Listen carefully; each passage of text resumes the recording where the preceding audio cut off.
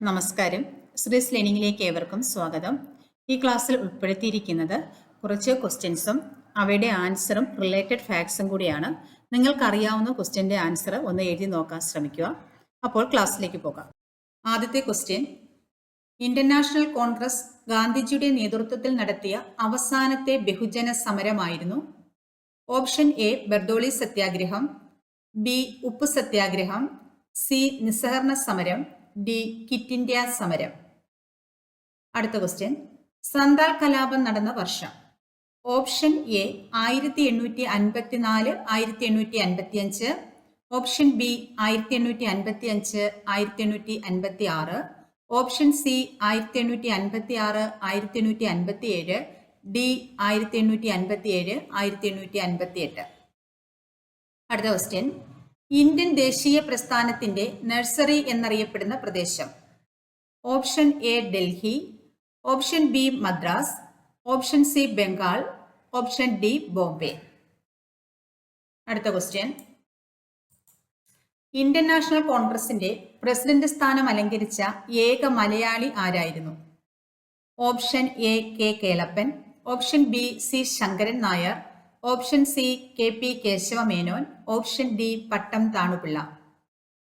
ഒന്നാം സ്വാതന്ത്ര്യ സമരം ആരംഭിച്ചത് എന്ന്? ഓപ്ഷൻ എ 1857 ഫെബ്രുവരി 10, option B 1857 March 10, C 1857 April 10, D 1857 May 10.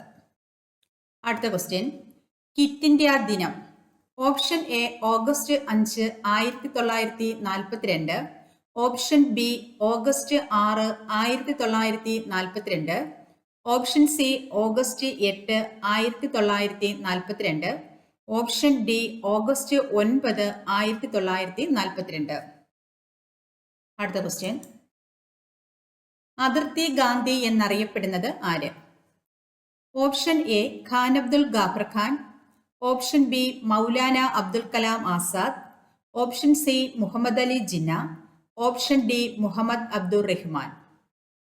സ്വാതന്ത്ര്യലബ്ധിക്ക് ശേഷം ഗോവ പോർച്ചുഗീസുകാരിൽ നിന്ന് വീണ്ടെടുക്കുന്നതിനായി ഇന്ത്യ നടത്തിയ സൈനിക മുന്നേറ്റം അറിയപ്പെടുന്നത്?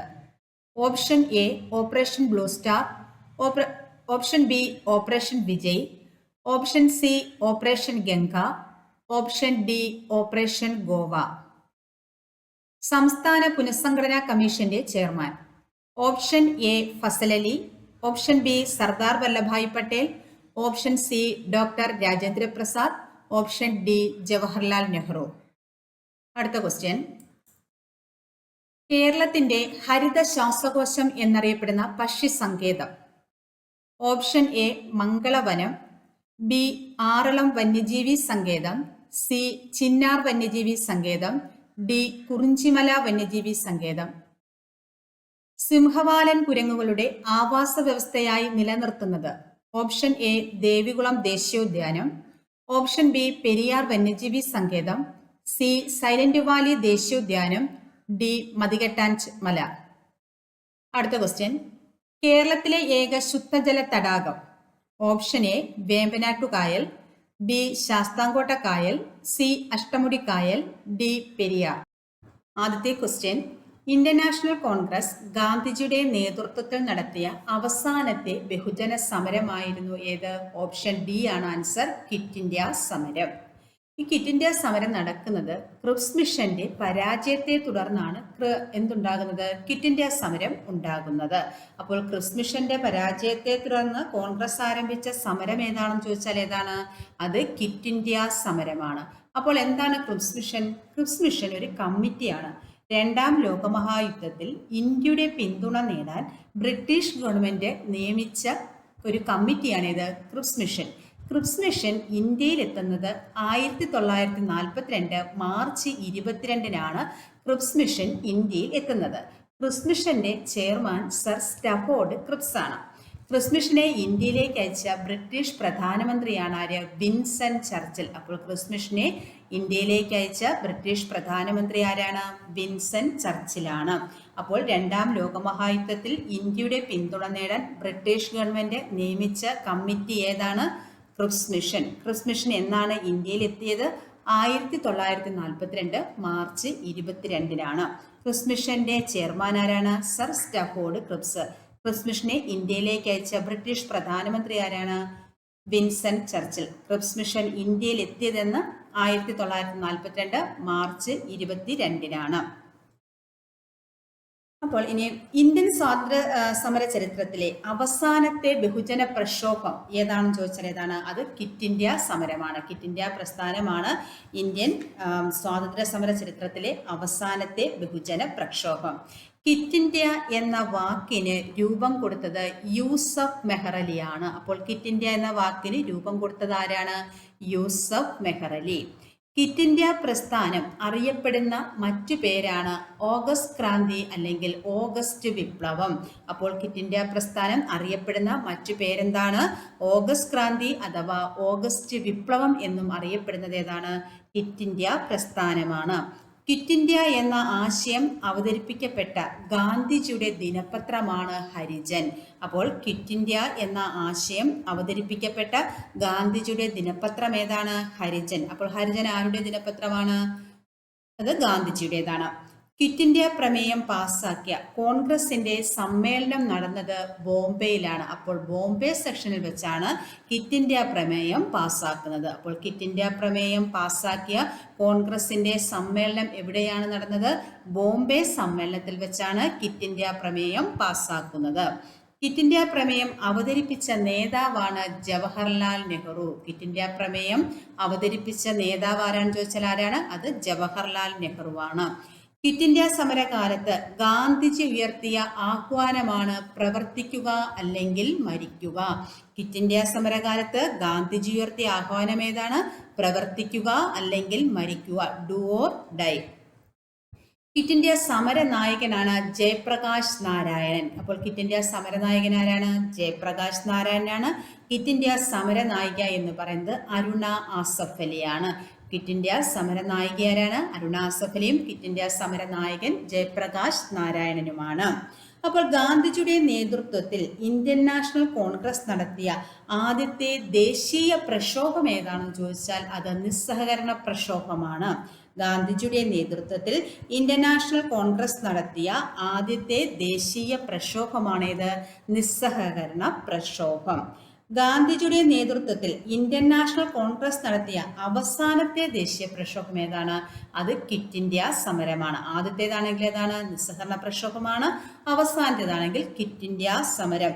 ഗാന്ധിജിയുടെ നേതൃത്വത്തിൽ ഇന്ത്യൻ നാഷണൽ കോൺഗ്രസ് നടത്തിയ ആദ്യത്തെ ദേശീയ പ്രക്ഷോഭമാണേത്? നിസ്സഹകരണ പ്രക്ഷോഭം. അവസാനത്തെ ദേശീയ പ്രക്ഷോഭം ഏതാണ്? അത് ക്വിറ്റ് ഇന്ത്യ സമരമാണ്. അപ്പോൾ ഈ പഠിച്ച കാര്യങ്ങൾ നമുക്ക് ഒന്ന് നോക്കാം. ഇന്ത്യൻ നാഷണൽ കോൺഗ്രസ് ഗാന്ധിജിയുടെ നേതൃത്വത്തിൽ നടത്തിയ അവസാനത്തെ ബഹുജന സമരമായിരുന്നു ഇത് ക്വിറ്റ് ഇന്ത്യ സമരം. അപ്പോൾ ക്രിപ്സ് മിഷന്റെ പരാജയത്തെ തുടർന്നാണ് എന്ത് നടക്കുന്നത്? ക്വിറ്റ് ഇന്ത്യ സമരം ഉണ്ടാക്കുന്നത്. ക്വിറ്റ് ഇന്ത്യ ഇന്ത്യൻ സ്വാതന്ത്ര്യ സമര ചരിത്രത്തിലെ അവസാനത്തെ ബഹുജന പ്രക്ഷോഭം ഏതാണെന്ന് ചോദിച്ചാൽ അത് ക്വിറ്റ് ഇന്ത്യ സമരമാണ്. ക്രിപ്സ് മിഷൻ ഇന്ത്യയിലേക്ക് എത്തുന്നത് രണ്ടാം ലോകമഹായുദ്ധത്തിൽ ഇന്ത്യയുടെ പിന്തുണ നേടാൻ ബ്രിട്ടീഷ് ഗവൺമെന്റ് നിയമിച്ച കമ്മിറ്റി ഏതാണെന്ന് ചോദിച്ചാൽ അതേതാണ്? അത് ക്രിപ്സ് മിഷനാണ്. അപ്പോൾ ക്രിപ്സ് മിഷൻ എന്നാണ് ഇന്ത്യയിൽ എത്തുന്നത്? 1942 മാർച്ച് 22-നാണ്. ക്രിപ്സ് മിഷന്റെ ആദ്യ ചെയർമാൻ ആരാണ്? Sir Stafford Cripps. ക്രിപ്സ് മിഷനെ ഇന്ത്യയിലേക്ക് അയച്ച ബ്രിട്ടീഷ് പ്രധാനമന്ത്രി ആരാണ്? അത് വിൻസൻ ചർച്ചിലാണ്. ക്വിറ്റ് ഇന്ത്യ എന്ന വാക്കിന് രൂപം കൊടുത്തത് ആര്? യൂസഫ് മെഹ്റലിയാണ്. ക്വിറ്റ് ഇന്ത്യ പ്രസ്ഥാനം അറിയപ്പെടുന്ന മറ്റൊരു പേരെന്താണ്? ഓഗസ്റ്റ് ക്രാന്തി അല്ലെങ്കിൽ ഓഗസ്റ്റ് വിപ്ലവം. ക്വിറ്റ് ഇന്ത്യ എന്ന ആശയം അവതരിപ്പിച്ചത് ഗാന്ധിജിയുടെ ഏത് ദിനപത്രത്തിലാണ്? ഹരിജൻ എന്ന പത്രത്തിലാണ്. ക്വിറ്റ് ഇന്ത്യ പ്രമേയം പാസാക്കിയ കോൺഗ്രസിന്റെ സമ്മേളനം നടന്നത് എവിടെയാണ്? ബോംബെയിലാണ്. ക്വിറ്റ് ഇന്ത്യ പ്രമേയം അവതരിപ്പിച്ച നേതാവ് ആരാണ്? അത് ജവഹർലാൽ നെഹ്റു. ക്വിറ്റ് ഇന്ത്യ സമരകാലത്ത് ഗാന്ധിജി ഉയർത്തിയ ആഹ്വാനം ഏതാണ്? പ്രവർത്തിക്കുക അല്ലെങ്കിൽ മരിക്കുക. ക്വിറ്റ് ഇന്ത്യ സമര നായകൻ ആരാണ്? ജയപ്രകാശ് നാരായൺ. ക്വിറ്റ് ഇന്ത്യ സമര നായിക അരുണ ആസഫ് അലി. അപ്പോൾ ഗാന്ധിജിയുടെ നേതൃത്വത്തിൽ ഇന്ത്യൻ നാഷണൽ കോൺഗ്രസ് നടത്തിയ ആദ്യത്തെ ദേശീയ പ്രക്ഷോഭമാണ് ഇത് നിസ്സഹകരണ പ്രസ്ഥാനം. ഗാന്ധിജിയുടെ നേതൃത്വത്തിൽ ഇന്ത്യൻ നാഷണൽ കോൺഗ്രസ് നടത്തിയ അവസാനത്തെ ദേശീയ പ്രക്ഷോഭം ഏതാണെന്ന് ചോദിച്ചാൽ അത് ക്വിറ്റ് ഇന്ത്യ സമരമാണ്. ഈ പറഞ്ഞ ഇത്രയും കാര്യങ്ങൾ ഏതെങ്കിലുമൊക്കെ എക്സാമുകൾക്ക് PSC എക്സാമുകൾക്ക് ചോദിച്ചിട്ടുള്ളതാണ്, ഇനിയും ചോദിക്കാൻ സാധ്യതയുള്ളതുമാണ്. അതുകൊണ്ട് ഇത് നന്നായിട്ട് പഠിച്ചു വെക്കുക. അപ്പോൾ ഇനി അടുത്ത ക്വസ്റ്റ്യനിലേക്ക് പോകാം. അടുത്ത ക്വസ്റ്റ്യൻ, സന്താൽ കലാപം നടന്ന വർഷം എന്നാണ്. ആൻസർ ഓപ്ഷൻ ബി ആണ് 1855 1856. അപ്പോൾ സന്താൽ കലാപം നടന്ന വർഷം എന്നാണ് 1855 1856. ഈ സന്താൽ കലാപം എന്ന് പറയുന്നത് ഗോത്രവർഗ കലാപമായിരുന്നു. ബ്രിട്ടീഷുകാർക്കെതിരെ സന്താൽ ഗോത്ര വിഭാഗത്തിൽപ്പെട്ടവർ നടത്തിയ ഒരു കലാപമായിരുന്നു ഏത്? സന്താൽ കലാപം. ഈ സന്താൽ വർഗത്തിൽപ്പെട്ടവർ ജീവിച്ചിരുന്നത് രാജ്മഹൽ കുന്നുകളിലായിരുന്നു. ഇന്നത്തെ ബംഗാൾ, ബീഹാർ, ജാർഖണ്ഡ് എന്നീ സംസ്ഥാനങ്ങളിലായിട്ടുള്ള രാജ്മഹൽ കുന്നുകളിലെ താഴ്വരയിൽ ജീവിച്ചിരുന്ന സന്താൽ ഗോത്ര വിഭാഗത്തിലെ ജനത ബ്രിട്ടീഷുകാർക്കെതിരെ നടത്തിയ കലാപമായിരുന്നു ഏത്? സന്താൽ കലാപം. ഈ സന്താൽ കലാപത്തിന് നേതൃത്വം കൊടുത്തത് സിദ്ധു, കാനു എന്ന രണ്ട് പ്രാദേശിക നേതാക്കളാണ്. അപ്പോൾ സന്താൽ കലാപത്തിന് നേതൃത്വം കൊടുത്തവർ ആരൊക്കെയാണ്? സിദ്ധു, കാനു എന്ന രണ്ട് പ്രാദേശിക നേതാക്കളാണ്. ഈ സന്താൽ കലാപത്തിൽ 15,000-ൽ അധികം പേരാണ് കൊല്ലപ്പെട്ടത്. ഇത്രയും അധികം ആൾക്കാർ കൊല്ലപ്പെടാനുണ്ടായ കാരണം ഈ സന്താൽ ഗോത്ര വിഭാഗത്തിലുള്ളവരുടെ കയ്യിൽ അമ്പും വില്ലും വാളും ഒക്കെ വെച്ചാണ് അവർ പോരാടിയിരുന്നത്. എന്നാൽ ബ്രിട്ടീഷുകാരുടെ കയ്യിൽ തോക്കുകൾ ഉണ്ടായിരുന്നു. ഈ തോക്കുകൾ വെച്ച് ഈ സന്താൽ കലാപകാരികളെ മൃഗീയമായിട്ട് അടിച്ചൊതുക്കി. അങ്ങനെയാണ് ഇത്രയും അധികം ജനങ്ങൾ കൊല്ലപ്പെടാനുണ്ടായ കാരണം. സന്താൽ കലാപം ആരംഭിക്കുന്നത് 1855 ജൂൺ 30-നാണ്. 1856 ജനുവരി 3-നാണ് ഇത് അവസാനിക്കുന്നത്. അപ്പോൾ 1855 ജൂൺ 30-ന് ആരംഭിച്ച് 1856 ജനുവരി 3-ന് അവസാനിച്ച ഒരു ഗോത്രവർഗ കലാപമാണിത് സന്താൽ കലാപം. ആർക്കെതിരെയായിരുന്നു? ബ്രിട്ടീഷുകാർക്കെതിരെയാണ് നടത്തിയത്. ഈ സന്താൽ കലാപത്തിന് ശേഷം ബ്രിട്ടീഷുകാർ രൂപീകരിച്ച ജില്ലയാണ് സന്താൽ പർഗാനസ്. അപ്പോൾ സന്താൽ പർഗാനസ് എന്ന ഒരു ജില്ല ബ്രിട്ടീഷുകാർ ഈ സന്താൽ കലാപത്തിന് ശേഷം രൂപീകരിച്ചു. സിദ്ധുവിന്റെയും കാനുവിന്റെയും സ്മരണാർത്ഥം ഇന്ത്യൻ സ്റ്റാമ്പ് പുറത്തിറക്കിയ വർഷം 2002-ലാണ്. അപ്പോൾ സിദ്ധുവിന്റെയും കാനുവിന്റെയും സ്മരണാർത്ഥം ഇന്ത്യൻ സ്റ്റാമ്പ് പുറത്തിറക്കിയത് എന്നാണ്? 2002-ലാണ്. ഈ സന്താൽ കലാപത്തെക്കുറിച്ച് പ്രതിപാദിക്കുന്ന ഒരു ബുക്കാണ് elementary aspect of peasant insurgency. Elementary aspect of peasant insurgency എന്ന ബുക്കിലെ പ്രതിപാദ്യ വിഷയം എന്ന് പറയുന്നത് സന്താൽ കലാപമാണ്. ഈ സന്താൽ കലാപത്തെക്കുറിച്ച് elementary aspect of peasant insurgency എന്ന ബുക്ക് രചിച്ചത് റാണജിത്ത് ഗുഹയാണ്. റാണജിത്ത് ഗുഹ. അപ്പോൾ എലമെന്ററി ആസ്പെക്ട് ഓഫ് പെസന്റ് ഇൻസർജൻസിയുടെ രചയിതാവ് ആരാണ്? അത് റാണജിത്ത് ഗുഹയാണ്.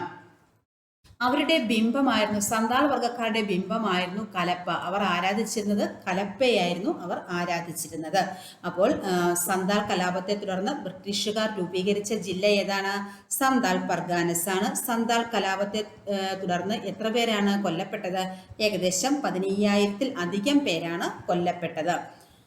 സിദ്ധുവിന്റെയും കാനുവിന്റെയും സ്മരണാർത്ഥം ഇന്ത്യൻ സ്റ്റാമ്പ് പുറത്തിറക്കിയ വർഷം എന്നാണ്? അത് 2002-ലാണ്. സന്താൽ കലാപത്തിൽ നേതൃത്വം നൽകിയ പ്രാദേശിക നേതാക്കൾ ആരൊക്കെയാണ്? സിദ്ധു, കാനു. സന്താൽ കലാപം ആരംഭിച്ചതെന്നാണ്?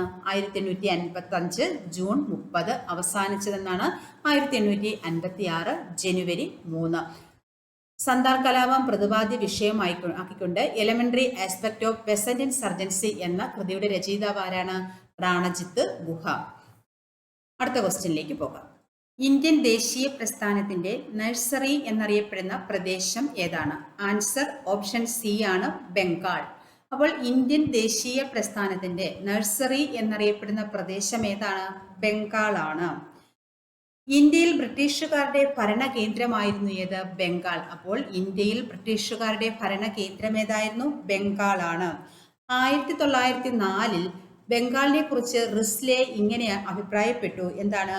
ഒന്നിച്ചു നിൽക്കുന്ന ബംഗാൾ ഒരു ശക്തിയാണ്. ബംഗാളിനെ വിഭജിച്ചാൽ ശക്തി കുറയും. നമ്മുടെ ഭരണത്തെ എതിർക്കുന്നവരുടെ കരുത്ത് ചോർന്നു പോകും എന്ന് അഭിപ്രായപ്പെട്ട ബ്രിട്ടീഷ് ഇന്ത്യയിലെ ആഭ്യന്തര സെക്രട്ടറി ആയിരുന്നു ആര്? റിസ്ലെ എന്നാണ് അഭിപ്രായപ്പെട്ടത്. 1904 അതിന്റെ ഫലമായിട്ട് 1905 ജൂലൈ 20 ബംഗാളിനെ വിഭജിക്കുന്നു. അപ്പോൾ ബംഗാൾ വിഭജനം എന്നാണ് 1905 ജൂലൈ 20. ബംഗാൾ വിഭജനം നടത്തിയ വൈസ്രോയിയാണ് കഴ്സൺ പ്രഭു. ബംഗാൾ വിഭജനം നടത്തിയ വൈസ്രോയി ആരാണ്? കഴ്സൺ പ്രഭുവാണ്. ബംഗാൾ വിഭജനം എന്നായിരുന്നു?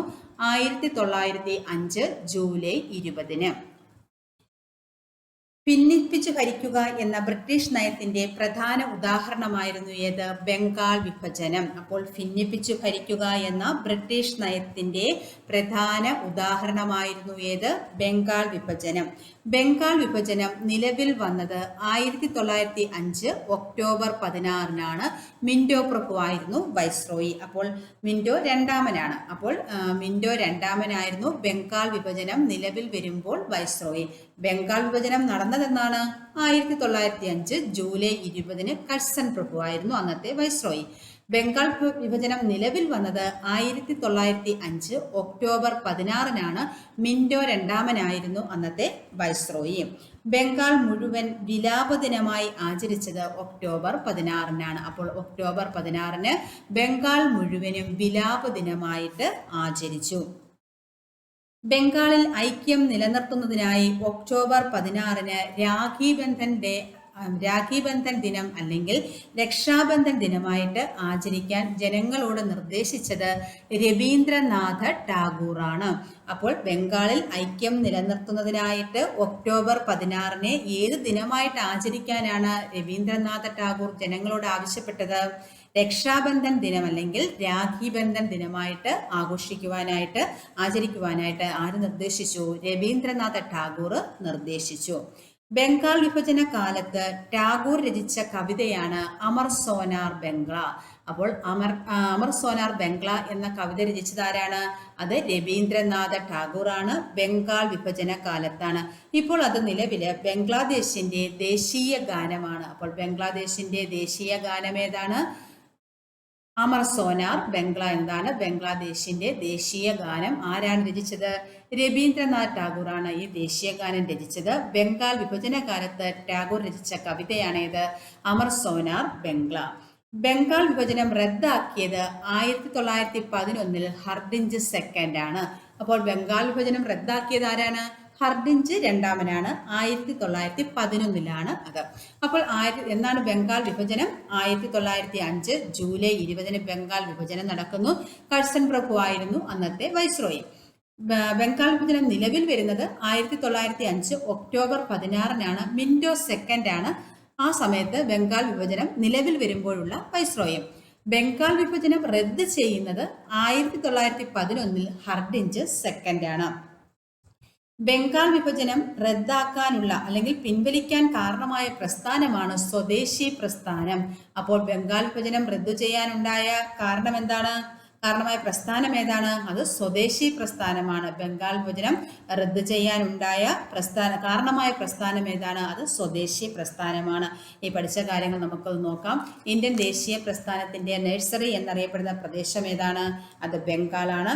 ഇന്ത്യയിൽ ബ്രിട്ടീഷുകാരുടെ ഭരണകേന്ദ്രം എവിടെയായിരുന്നു? ബംഗാളിലാണ്. ബംഗാൾ വിഭജിച്ച വർഷം എന്ന് 1905 ജൂലൈ 20. 1905 ജൂലൈ 20 ബംഗാൾ വിഭജനം നടത്തിയ വൈസ്രോയി ആരാണ്? കഴ്സൺ പ്രഭുവാണ്. ഭിന്നിപ്പിച്ചു ഭരിക്കുക എന്ന ബ്രിട്ടീഷ് നയത്തിന്റെ പ്രധാന ഉദാഹരണം എന്തായിരുന്നു? ബംഗാൾ വിഭജനം. ബംഗാൾ വിഭജനം നിലവിൽ വന്നത് എന്നാണ്? 1905 ഒക്ടോബർ 16. ബംഗാൾ വിഭജനം നിലവിൽ വരുമ്പോൾ വൈസ്രോയി ആരാണ്?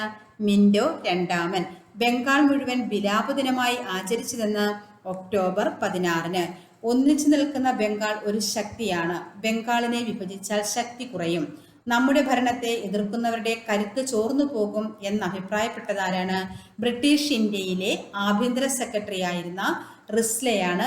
1904 ഇങ്ങനെ അഭിപ്രായപ്പെട്ടത്.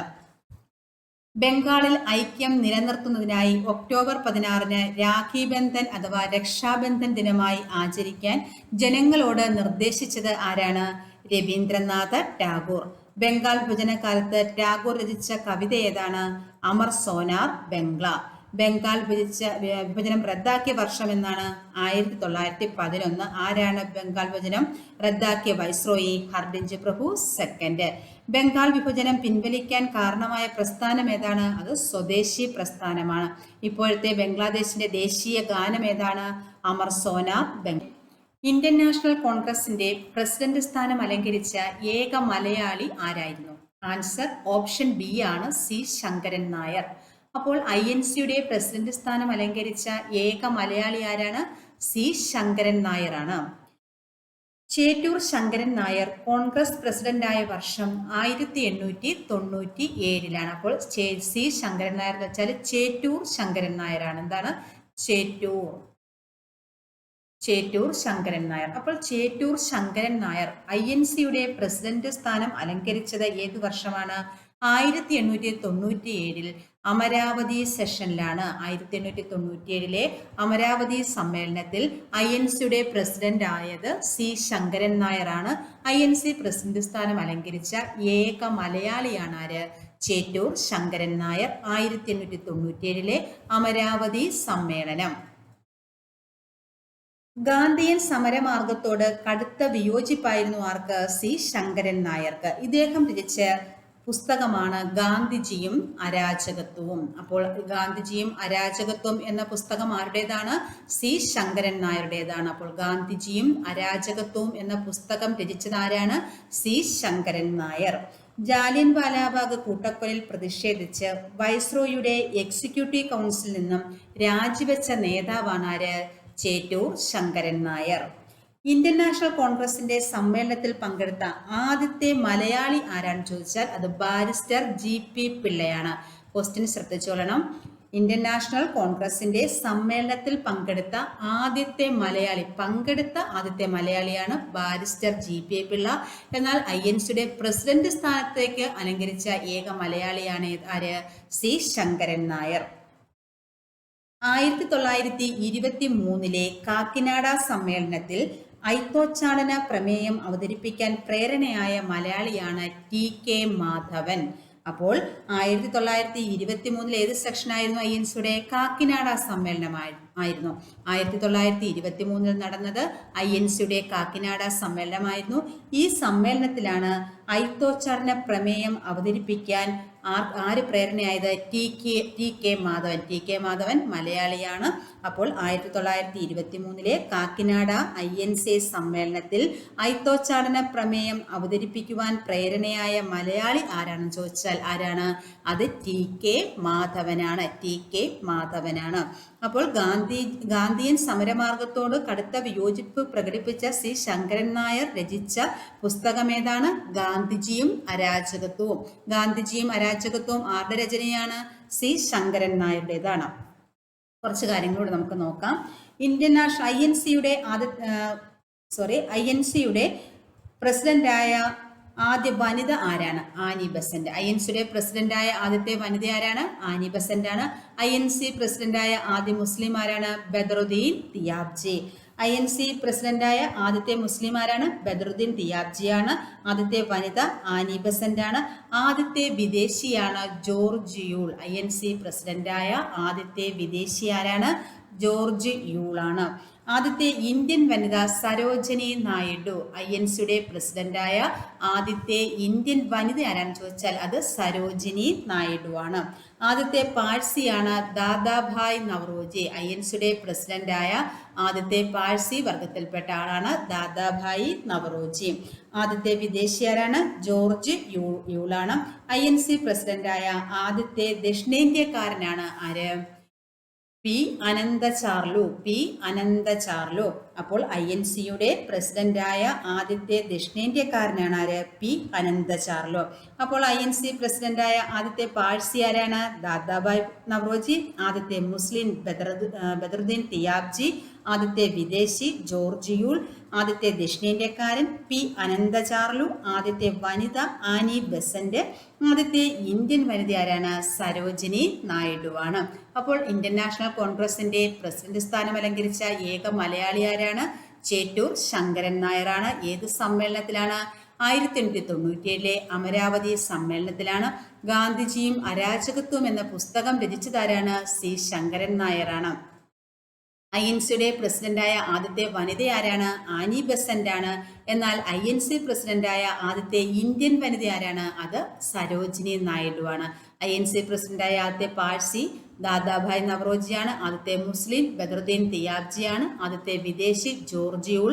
ആദ്യത്തെ ദക്ഷിണേന്ത്യക്കാരനാണ് പി അനന്തചാർലു. ഇന്ത്യൻ നാഷണൽ കോൺഗ്രസിന്റെ സമ്മേളനത്തിൽ പങ്കെടുത്ത ആദ്യത്തെ മലയാളി ആരാണ്? Barrister GP പിള്ളയാണ്. 1923 കാക്കിനാട INC സമ്മേളനത്തിൽ ഐത്തോച്ചാരണ പ്രമേയം അവതരിപ്പിക്കുവാൻ പ്രേരണയായ മലയാളി ആരാണെന്ന് ചോദിച്ചാൽ ആരാണ്? TK മാധവൻ. അടുത്ത ക്വസ്റ്റ്യൻ, ഒന്നാം സ്വാതന്ത്ര്യ സമരം ആരംഭിച്ചത് എന്ന്?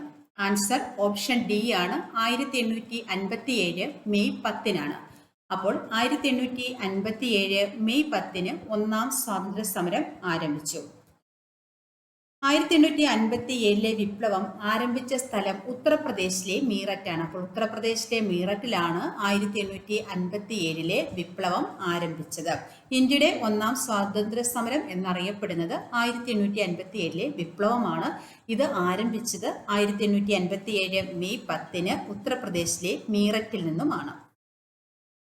1857 വിപ്ലവത്തിൽ ഏറ്റവും കൂടുതൽ കലാപകേന്ദ്രങ്ങൾ സ്ഥിതി ചെയ്യുന്ന പ്രദേശവും എവിടെയായിരുന്നു? ഉത്തർപ്രദേശിലായിരുന്നു ഏറ്റവും കൂടുതൽ കലാപകേന്ദ്രങ്ങൾ ഉണ്ടായിരുന്നത്. താമരയും ചപ്പാത്തിയുമായിരുന്നു 1857 വിപ്ലവത്തിന്റെ ചിഹ്നം. ബ്രിട്ടീഷുകാർ 1857 വിപ്ലവത്തെ വിളിച്ചത് ശിപായി ലഹള എന്നാണ്. അപ്പോൾ ബ്രിട്ടീഷുകാർ 1857 വിപ്ലവത്തിന് നൽകിയ പേരെന്താണ്? ശിപായി ലഹള എന്നാണ്. 1857 വിപ്ലവത്തിലെ ആദ്യത്തെ രക്തസാക്ഷിയാണ് മംഗൾ പാണ്ഡെ. അപ്പോൾ ആദ്യത്തെ രക്തസാക്ഷി ആരാണ്? 1857 ഒന്നാം സ്വാതന്ത്ര്യ സമരത്തിന്റെ രക്തസാക്ഷിയാണ് മംഗൾ പാണ്ഡെ. മംഗൾ പാണ്ഡെ തൂക്കിലേറ്റിയത് 1857 ഏപ്രിൽ 8 ഡെവിൾസ് വിൻഡ് എന്ന് ഇംഗ്ലീഷുകാർ വിശേഷിപ്പിച്ചത് 1857 ഒന്നാം സ്വാതന്ത്ര്യ സമരത്തെയാണ്. അപ്പോൾ 1857 ഒന്നാം സ്വാതന്ത്ര്യ സമരത്തെ ബ്രിട്ടീഷുകാർ മറ്റെന്തു പേരിലാണ് വിശേഷിപ്പിച്ചത്? ഡെവിൾസ് വിൻഡ് അഥവാ ചെകുത്താന്റെ കാറ്റ് എന്നാണ്. ഒന്നാം സ്വാതന്ത്ര്യ സമരം നടക്കുമ്പോൾ മുഗൾ ഭരണാധികാരി ബഹദൂർ ഷാ സെക്കൻഡ് ആയിരുന്നു. അപ്പോൾ ഒന്നാം സ്വാതന്ത്ര്യ സമരം നടക്കുമ്പോൾ മുഗൾ ഭരണാധികാരി ആരായിരുന്നു? ബഹദൂർ ഷാ രണ്ടാമനായിരുന്നു മുഗൾ ഭരണാധികാരി. അഥവാ ബഹദൂർ ഷാ രണ്ടാമന്റെ മറ്റൊരു പേരാണ് ബഹദൂർ ഷാ സഫർ എന്നും അറിയപ്പെടും. ബഹദൂർ ഷാ സഫർ. അപ്പോൾ ഒന്നാം സ്വാതന്ത്ര്യ സമരം നടക്കുമ്പോൾ മുഗൾ ഭരണാധികാരി ആരായിരുന്നു? ബഹദൂർ ഷാ സഫർ അല്ലെങ്കിൽ ബഹദൂർ ഷാ രണ്ടാമനായിരുന്നു. മീററ്റിൽ നിന്നും പുറപ്പെട്ട വിപ്ലവകാരികൾ ആദ്യം കീഴടക്കിയ പ്രദേശമാണ് ഡൽഹി. അപ്പോൾ മീററ്റിൽ നിന്നും പുറപ്പെട്ട വിപ്ലവകാരികൾ ആദ്യമേ പിടിച്ചടക്കിയ പ്രദേശം ഏതാണ്? ഡൽഹി. മീററ്റിൽ നിന്നും പുറപ്പെട്ട വിപ്ലവകാരികൾ ആദ്യം കീഴടക്കിയ പ്രദേശം ഏത്? ഡൽഹി. ഡൽഹിയിൽ കലാപത്തിന് നേതൃത്വം കൊടുത്ത മുഗൾ ഭരണാധികാരിയുടെ സൈനിക ജനറലാണ് ഭക്ത് ഖാൻ. അപ്പോൾ സൈനിക ജനറൽ ആയിരുന്നു ആര്? ഭക്ത് ഖാൻ. ഡൽഹിയിൽ കലാപത്തിന് നേതൃത്വം കൊടുത്ത മുഗൾ ഭരണാധികാരിയുടെ സൈനിക ജനറൽ ആരാണെന്ന് ചോദിച്ചാൽ ആരാണ്? ഭക്ത് ഖാൻ. ഡൽഹിയിൽ വിപ്ലവത്തെ അടിച്ചമർത്തിയത് ജോൺ നിക്കോൾസൺ ആണ്. അപ്പോൾ ഡൽഹിയിൽ വിപ്ലവത്തെ അടിച്ചമർത്തിയത് ആരാണ്? John Nicholson. ബഹദൂർ ഷാ രണ്ടാമനെ ഹുമയൂണിന്റെ ശവകുടീരത്തിൽ നിന്നും പിടികൂടാൻ നേതൃത്വം കൊടുത്തത് ആരാണ്? വില്യം ഹോഴ്സൺ ആണ്. വില്യം ഹോഴ്സൺ. ദത്തവകാശ നിരോധന നിയമപ്രകാരം ബ്രിട്ടീഷുകാർ ഝാൻസി പിടിച്ചെടുത്തത് 1853 ദത്തവകാശ നിരോധന നിയമപ്രകാരം ബ്രിട്ടീഷുകാർ ഝാൻസി പിടിച്ചെടുത്തതെന്നാണ്? 1853. ഝാൻസി റാണിയുടെ ഏറ്റുമുട്ടിയ സൈനിക ഉദ്യോഗസ്ഥനാണ് ഹ്യൂ ഗ്രോസ്. അപ്പോൾ ഝാൻസി റാണിയുടെ ഏറ്റുമുട്ടിയ സൈനിക ഉദ്യോഗസ്ഥൻ ആരാണ്? ഹ്യൂ ഗ്രോസ് ആണ്. 1857 വിപ്ലവകാലത്ത് ക്രാന്തിവീർ എന്ന ഒളിപ്പോര് സംഘടന രൂപീകരിച്ച് ബ്രിട്ടീഷുകാർക്കെതിരെ പോരാടിയ സമരസേനാനി ആര്? കാലു സിംഗ് മഹാര. അപ്പോൾ കാലു സിംഗ് മഹാരയുടെ സംഘടന ഏതായിരുന്നു? ക്രാന്തിവീർ. അപ്പോൾ 1857 വിപ്ലവകാലത്ത് രൂപീകരിച്ച സംഘടനയാണ് ക്രാന്തിവീർ. ക്രാന്തിവീർ എന്ന ഒളിപ്പോര് സംഘടന. ഇത് രൂപീകരിച്ചത് ആരാണ്? കാലു സിംഗ് മഹാരയാണ് ബ്രിട്ടീഷുകാർക്കെതിരെ പോരാടുവാനായിട്ട്. ഈസ്റ്റ് ഇന്ത്യ കമ്പനിക്കെതിരെ ഗറില്ല യുദ്ധരീതി ആവിഷ്കരിച്ച സമര നേതാവാണ് താന്തിയ തോപ്പി. താന്തിയ തോപ്പിയാണ് ഗറില്ല യുദ്ധമുറ ആവിഷ്കരിച്ചത്. അപ്പോൾ ഈസ്റ്റ് ഇന്ത്യ കമ്പനിക്കെതിരെ ഗറില്ല യുദ്ധരീതി ആവിഷ്കരിച്ച സമര നേതാവ് ആരാണ്? താന്തിയ തോപ്പിയാണ്. 1857 വിപ്ലവം പൂർണ്ണമായും അടിച്ചമർത്തപ്പെട്ട വർഷം എന്നാണ്? 1858 അപ്പോൾ 1857 മെയ് 10 ആരംഭിച്ച ഒന്നാം സ്വാതന്ത്ര്യ സമരം അഥവാ 1857 വിപ്ലവം പൂർണ്ണമായും അടിച്ചമർത്തിയത് 1858 1857 ഒന്നാം സ്വാതന്ത്ര്യ സമരം വ്യാപിക്കാത്ത പ്രദേശങ്ങൾ ഏതൊക്കെയാണ്? പഞ്ചാബ്, ബോംബെ, മദ്രാസ്. അപ്പോൾ 1857 ഒന്നാം സ്വാതന്ത്ര്യ സമരം അഥവാ 1857 വിപ്ലവം വ്യാപിക്കാത്ത സ്ഥലങ്ങൾ ഏതൊക്കെയാണെന്ന് ചോദിച്ചാൽ ഏതൊക്കെയാണ്? പഞ്ചാബ്, ബോംബെ, മദ്രാസ്. 1857 വിപ്ലവ സമയത്തെ ബ്രിട്ടീഷ് ഗവർണർ ജനറൽ ആരായിരുന്നു? ക്യാനിങ് പ്രഭു ആയിരുന്നു. അപ്പോൾ 1857 വിപ്ലവ സമയത്തെ ബ്രിട്ടീഷ് ഗവർണർ ജനറൽ ആരാണ്? ക്യാനിങ് പ്രഭു. മുഗൾ ഭരണത്തിന്റെ പൂർണ്ണ പതനത്തിന് കാരണമായ വിപ്ലവം ഏതാണ്? അത് 1857 വിപ്ലവമാണ്. അപ്പോൾ ഇത്രയും കാര്യങ്ങൾ നമുക്കൊന്ന് നോക്കാം, ഒന്ന് പഠിച്ചിട്ട് പോകാം, ഒന്നുകൂടെ നോക്കിയിട്ട് പോകാം. അപ്പോൾ ഒന്നാം സ്വാതന്ത്ര്യ സമരം അഥവാ വിപ്ലവം നടന്നത് എന്നാണ്? 1857 മെയ് 10 ഇന്ത്യയുടെ ഒന്നാം സ്വാതന്ത്ര്യ സമരം എന്നറിയപ്പെടുന്നത് 1857 വിപ്ലവമാണ്. 1857 വിപ്ലവം ആരംഭിച്ച സ്ഥലം എവിടെയാണ്? ഉത്തർപ്രദേശിലെ മീററ്റാണ്. 1857 വിപ്ലവത്തിൽ ഏറ്റവും കൂടുതൽ കലാപ കേന്ദ്രങ്ങൾ സ്ഥിതി ചെയ്യുന്ന സംസ്ഥാനം ഏതാണ്? അത് ഉത്തർപ്രദേശാണ്. 1857 വിപ്ലവത്തിന്റെ ചിഹ്നമായി കണക്കാക്കിയത് ഏത്? താമരയും ചപ്പാത്തിയുമായിരുന്നു ചിഹ്നം. 1857 വിപ്ലവത്തിന് ബ്രിട്ടീഷുകാർ നൽകിയ പേരെന്താണ്? ശിപായി ലഹള എന്നാണ് ബ്രിട്ടീഷുകാർ നൽകിയത്. 1857 വിപ്ലവത്തിലെ ആദ്യത്തെ രക്തസാക്ഷി ആര്? മംഗൽ പാണ്ഡെ. മംഗൽ പാണ്ഡെയെ തൂക്കിലേറ്റിയത് എന്ന്? 1857 ഏപ്രിൽ 8. ഡെവിൾസ് വിൻഡ് അഥവാ ചെകുത്താന്റെ കാറ്റ് എന്ന് ഇംഗ്ലീഷുകാർ വിശേഷിപ്പിച്ചത് 1857 ഒന്നാം സ്വാതന്ത്ര്യ സമരത്തെയാണ്. ഒന്നാം സ്വാതന്ത്ര്യ സമരം നടക്കുമ്പോൾ മുഗൾ ഭരണാധികാരി ആര്? ബഹദൂർ ഷാ രണ്ടാമൻ. മീററ്റിൽ നിന്നും പുറപ്പെട്ട വിപ്ലവകാരികൾ ആദ്യം കീഴടക്കിയ പ്രദേശം ഏത്? ഡൽഹി. ഡൽഹിയിൽ കലാപത്തിന് നേതൃത്വം കൊടുത്തത് ഭക്ത് ഖാൻ. ഡൽഹിയിൽ വിപ്ലവത്തെ അടിച്ചമർത്തിയത് ജോൺ നിക്കോൾസൺ. ബഹദൂർ ഷാ രണ്ടാമനെ കുമ്യൂണിന്റെ ശവകുടീരത്തിൽ നിന്നും പിടിക്കാൻ നേതൃത്വം കൊടുത്തത് വില്യം ഹോഡ്സൺ. ദത്തവകാശ നിരോധന നിയമം വഴി ഝാൻസി കൈയടക്കാൻ ബ്രിട്ടീഷുകാർ ശ്രമിച്ചതാണ് ഝാൻസി റാണി ബ്രിട്ടീഷുകാർക്കെതിരെ യുദ്ധം ചെയ്യാനുണ്ടായ കാരണം. ദത്തവകാശ നിരോധന നിയമപ്രകാരം ബ്രിട്ടീഷുകാർ ഝാൻസി പിടിച്ചെടുത്തതെന്ന് 1853. അപ്പോൾ ബ്രിട്ടീഷുകാർക്കെതിരെ ഝാൻസി റാണി യുദ്ധം ചെയ്യാനുണ്ടായ കാരണം എന്താണ്? ദത്തവകാശ നിരോധന നിയമം വഴി ഝാൻസി കൈയടക്കാനായിട്ട് ബ്രിട്ടീഷുകാർ ശ്രമിച്ചതാണ് അതിന് കാരണം. ഝാൻസി റാണിയുടെ ഏറ്റുമുട്ടിയ സൈനിക ഉദ്യോഗസ്ഥൻ ആരാണ്? ഹ്യൂഗ്രോസ്. 1857 വിപ്ലവകാലത്ത് ക്രാന്തിവീർ എന്ന ഒളിപ്പോര് സംഘടന രൂപീകരിച്ച് ബ്രിട്ടീഷുകാർക്കെതിരെ പോരാടിയ സമരസേനാനി ആര്? കാലു സിംഗ് മഹാര. ഈസ്റ്റ് ഇന്ത്യ കമ്പനിക്കെതിരെ ഗറില്ല യുദ്ധരീതി ആവിഷ്കരിച്ച സമര നേതാവ് താന്തിയ തോപ്പെ. താന്തിയ തോപ്പിയെ പരാജയപ്പെടുത്തിയ ബ്രിട്ടീഷ് സൈന്യാധിപൻ സർ കോളിൻ കാംപ്ബെൽ ആണ്. ആരാണ്? Sir Colin Campbell. Sir Colin Campbell. താന്തിയ തോപ്പിയെ പരാജയപ്പെടുത്തിയ ബ്രിട്ടീഷ് സൈന്യാധിപൻ ആരാണ്? Sir Colin Campbell. 1857 വിപ്ലവം പൂർണ്ണമായും അടിച്ചമർത്തപ്പെട്ട വർഷമെന്നാണ്? 1858. ഒന്നാം സ്വാതന്ത്ര്യ സമരം വ്യാപിക്കാത്ത പ്രദേശങ്ങൾ ഏതൊക്കെയാണ്? പഞ്ചാബ്, ബോംബെ, മദ്രാസ്. 1857 വിപ്ലവ സമയത്തെ ബ്രിട്ടീഷ് ഗവർണർ ജനറൽ ആരാണ്? ക്യാനിങ് പ്രഭുവാണ്. മുഗൾ ഭരണത്തിന്റെ പൂർണ്ണ പതനത്തിന് കാരണമായ വിപ്ലവം ഏതാണ്? 1857 വിപ്ലവം. അടുത്ത ക്വസ്റ്റ്യൻ, ക്വിറ്റ് ഇന്ത്യ ദിനം എന്നാണ്? ആൻസർ ഓപ്ഷൻ ഡി ആണ്, 1942 ഓഗസ്റ്റ് 9. അപ്പോൾ ക്വിറ്റ് ഇന്ത്യ ദിനം എന്നാണ്? 1942 ഓഗസ്റ്റ് 9. അതിർത്തി ഗാന്ധി എന്നറിയപ്പെടുന്നത് ആരെയാണ്? അതിർത്തി ഗാന്ധി എന്നറിയപ്പെടുന്ന ആരെയാണ്? ആൻസർ ഓപ്ഷൻ എ ആണ്, ഖാൻ അബ്ദുൽ ഗാഫർ ഖാൻ. അതിർത്തി ഗാന്ധി എന്നറിയപ്പെടുന്നത് ഖാൻ അബ്ദുൽ ഗാഫർ ഖാനെയാണ്. വടക്കു പടിഞ്ഞാറൻ പ്രവിശ്യകളിൽ നിയമലംഘന പ്രസ്ഥാനം ശക്തി പ്രാപിച്ചത് ആരുടെ നേതൃത്വത്തിലാണ്? ഖാൻ അബ്ദുൽ ഗാഫർ ഖാന്റെ നേതൃത്വത്തിലാണ്. അപ്പോൾ വടക്കു പടിഞ്ഞാറൻ പ്രവിശ്യകളിൽ നിയമലംഘന പ്രസ്ഥാനം ശക്തി പ്രാപിച്ചത് ഖാൻ അബ്ദുൽ ഗാഫർ ഖാന്റെ നേതൃത്വത്തിലാണ്.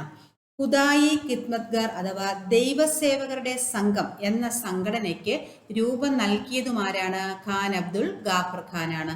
അപ്പോൾ ഖാൻ അബ്ദുൽ ഗാഫർ ഖാൻ രൂപം നൽകിയ സംഘടന ഏതാണ്? ഖുദായി ഖിദ്മത്ഗാർ. ഖുദായി ഖിദ്മത്ഗാർ എന്ന സംഘടനയ്ക്ക് രൂപം നൽകിയതാരാണ്? ഖാൻ അബ്ദുൽ ഗാഫർ ഖാനാണ്. ചുവന്ന കുപ്പായക്കാർ എന്ന പേരിലും അറിയപ്പെടുന്ന സംഘടനയാണ് ഏത്? ചുവന്ന കുപ്പായക്കാർ എന്ന പേരിലും അറിയപ്പെടുന്ന സംഘടന ഏത്? ഖുദായി ഖിദ്മത്ഗാർ ആണ്. ഖുദായി ഖിദ്മത്ഗാർ ആണ് ചുവന്ന കുപ്പായക്കാർ എന്ന പേരിലും അറിയപ്പെടുന്ന സംഘടന. ആദ്യമായി ഭാരതരത്നം ലഭിച്ച വിദേശിയാണ് ഖാൻ അബ്ദുൽ ഗാഫർ ഖാൻ. ആദ്യമായിട്ട് ഭാരതരത്നം ലഭിച്ച വിദേശി ആരാന്ന് ചോദിച്ചാൽ ആരാണ്? അത് ഖാൻ അബ്ദുൽ ഗാഫർ ഖാൻ ആണ്. 1987 അപ്പോൾ ഖാൻ അബ്ദുൽ ഗാഫർ ഖാനുമായിട്ട് നമ്മൾ എന്തൊക്കെയാണ് പഠിച്ചത്? വടക്കു പടിഞ്ഞാറൻ പ്രവിശ്യകളിൽ നിയമലംഘന പ്രസ്ഥാനം ശക്തി പ്രാപിച്ചത് ഖാൻ അബ്ദുൽ ഗാഫർ ഖാന്റെ നേതൃത്വത്തിലാണ്. ഖുദായി ഖിദ്മത്ഗാർ എന്ന സംഘടന രൂപീകരിച്ചത് ആരാണ്? അത് ഖാൻ അബ്ദുൽ ഗാഫർ ഖാനാണ്. ചുവന്ന കുപ്പായക്കാർ എന്ന പേരിലും അറിയപ്പെടുന്ന സംഘടന ഏത്? അത് ഖുദായി ഖിദ്മത്ഗാർ. ആദ്യമായി ഭാരതരത്നം ലഭിച്ച വിദേശി ആര്? ഖാൻ അബ്ദുൽ ഗാഫർ ഖാനാണ്. 1987 അടുത്ത ക്വസ്റ്റ്യൻ നോക്കാം. സ്വാതന്ത്ര്യലബ്ധിക്ക് ശേഷം ഗോവ പോർച്ചുഗീസുകാരിൽ നിന്നും വീണ്ടെടുക്കുന്നതിനായി ഇന്ത്യ നടത്തിയ സൈനിക മുന്നേറ്റം അറിയപ്പെടുന്നത് ഏത് പേരിലാണ്? ഓപ്പറേഷൻ വിജയ്. അപ്പോൾ സ്വാതന്ത്ര്യലബ്ധിക്ക് ശേഷം ഗോവ പോർച്ചുഗീസുകാരിൽ നിന്ന് വീണ്ടെടുക്കുന്നതിനായി ഇന്ത്യ നടത്തിയ സൈനിക മുന്നേറ്റം അറിയപ്പെടുന്നത് ഏതു പേരിലാണ്? ഓപ്പറേഷൻ വിജയ് എന്നാണ്. 1961 പോർച്ചുഗൽ ഇന്ത്യക്ക് കൈമാറിയ അധിനിവേശ പ്രദേശങ്ങളാണ് ഏതൊക്കെ? ഗോവ, ദമാൻ, ദ്യൂ. ഗോവയും ദമാൻ, ദ്യൂ എന്നീ അധിനിവേശ പ്രദേശങ്ങൾ 1961 പോർച്ചുഗൽ ഇന്ത്യക്ക് കൈമാറി. അടുത്ത ക്വസ്റ്റ്യൻ. സംസ്ഥാന പുനഃസംഘടനാ കമ്മീഷന്റെ ചെയർമാൻ ആര്? ആൻസർ ഓപ്ഷൻ എ ആണ്, ഫസൽ അലിയാണ്. അപ്പോൾ സംസ്ഥാന പുനഃസംഘടനാ കമ്മീഷന്റെ ചെയർമാൻ ആരാണ്? ഫസൽ അലിയാണ്. ഫസൽ അലി കമ്മീഷനിലെ അംഗങ്ങളാണ് സർദാർ KM പണിക്കരും HN കുൻസ്രുവും. അപ്പോൾ സംസ്ഥാന പുനഃസംഘടനാ കമ്മീഷനായ ഫസൽ അലി കമ്മീഷനിലെ അംഗങ്ങൾ ആരൊക്കെയാണ്? Sardar KM പണിക്കരും HN കുൻസ്രുവുമാണ്. സംസ്ഥാന പുനഃസംഘടനാ കമ്മീഷൻ നിലവിൽ വന്നത് 1953 സംസ്ഥാന പുനഃസംഘടനാ കമ്മീഷൻ നിലവിൽ വന്നത് 1953 സംസ്ഥാന പുനഃസംഘടനാ നിയമം നിലവിൽ വന്ന വർഷം 1956 അപ്പോൾ സംസ്ഥാന പുനഃസംഘടനാ നിയമം നിലവിൽ വന്നതെന്നാണ്? 1956 ഭാഷാടിസ്ഥാനത്തിൽ സംസ്ഥാനങ്ങളുടെ പുനഃസംഘടന നടന്ന വർഷം 1956 നവംബർ 1 അപ്പോൾ ഭാഷാടിസ്ഥാനത്തിൽ സംസ്ഥാനങ്ങളുടെ പുനഃസംഘടന നടന്ന വർഷം എന്നാണ്? 1956 നവംബർ 1 ആ സമയത്ത് 14 സംസ്ഥാനങ്ങളും 6 കേന്ദ്രഭരണ പ്രദേശങ്ങളുമാണ് നിലവിൽ വന്നത്. 14 സംസ്ഥാനങ്ങളും 6 കേന്ദ്രഭരണ പ്രദേശങ്ങളും നിലവിൽ വന്നത് 1956 നവംബർ 1 ഭാഷാടിസ്ഥാനത്തിൽ സംസ്ഥാന രൂപീകരിക്കണമെന്ന ആവശ്യം ആദ്യമായി ഉയർന്നു വന്ന കോൺഗ്രസ് സമ്മേളനമാണ് 1920 നാഗ്പൂർ സെഷൻ. അപ്പോൾ 1920 നാഗ്പൂർ സെഷനിൽ വെച്ചാണ് ഭാഷാടിസ്ഥാനത്തിൽ സംസ്ഥാനങ്ങൾ രൂപീകരിക്കണമെന്ന ആവശ്യം ആദ്യമായിട്ട് ഉയർന്നു വന്നത്.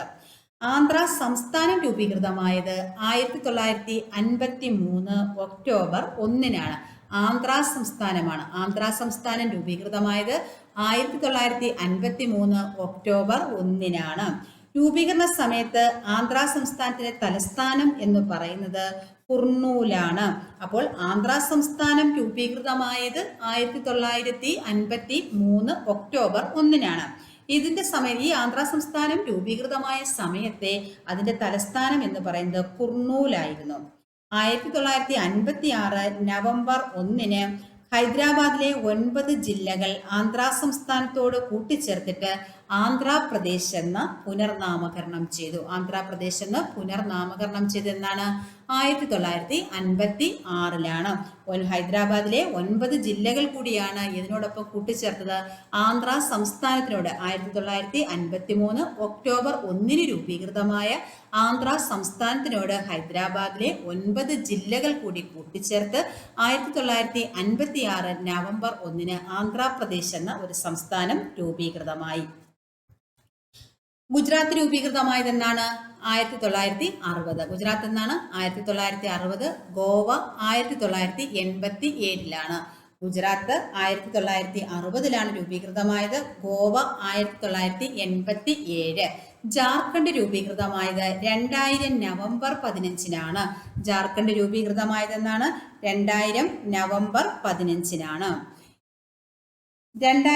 ഇന്ത്യയിൽ അവസാനമായിട്ട് നിലവിൽ വന്ന സംസ്ഥാനം ഏതാണ്? അത് തെലങ്കാനയാണ്. ഇന്ത്യയിൽ അവസാനമായിട്ട് നിലവിൽ വന്ന സംസ്ഥാനമാണ് തെലങ്കാന. 2014 ജൂൺ 2.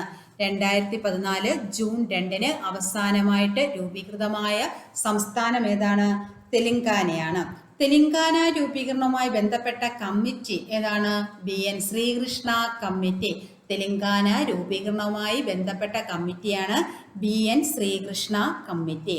2019 ജമ്മു കാശ്മീരും ലഡാക്കും കേന്ദ്രഭരണ പ്രദേശങ്ങളാക്കുകയും ദാദ്ര ആൻഡ് നഗർ ഹവേലി, ദമാൻ ദ്വീപ് എന്നിവയെ സംയോജിപ്പിക്കുകയും ചെയ്തു.